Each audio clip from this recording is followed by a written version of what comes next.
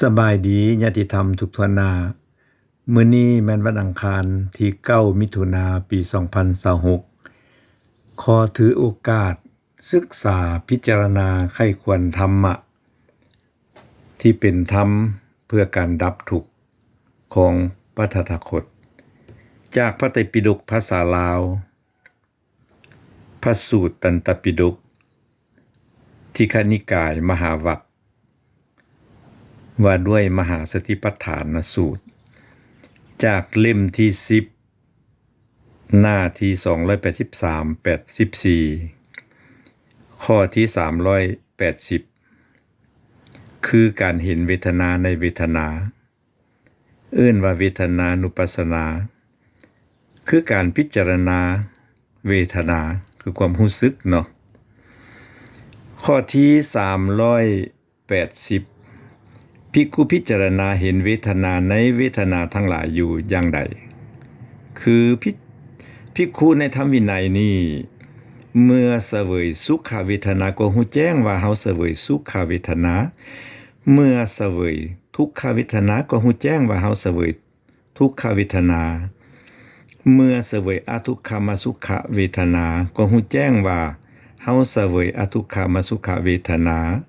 เมื่อเสวยสุขเวทนาที่มีอามิตรก็รู้แจ้งว่าเฮาเสวยสุขเวทนาที่มีอามิตร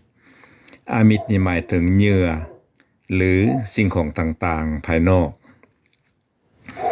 เมื่อเสวยสุขเวทนาที่บ่มีอามิตรก็รู้แจ้งว่าเฮาเสวยสุขเวทนาที่บ่มีอามิตรเมื่อเสวยทุกขเวทนาที่มีอามิตรก็รู้แจ้งว่าเฮาเสวยทุกขเวทนาที่มีอามิตรเมื่อเสวยทุกขเวทนาที่บ่มีอามิตรก็รู้แจ้งว่าเฮาเสวยทุกขเวทนาที่บ่มีอามิตร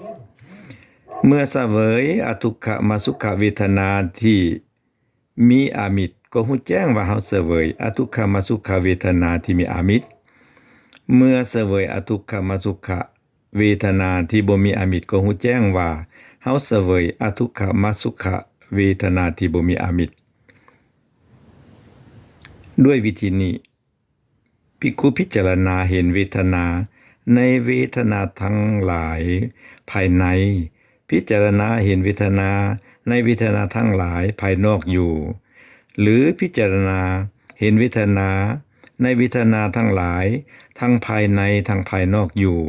พิจารณาเห็นธรรมเป็นเหตุเกิดในเวทนาทั้งหลายอยู่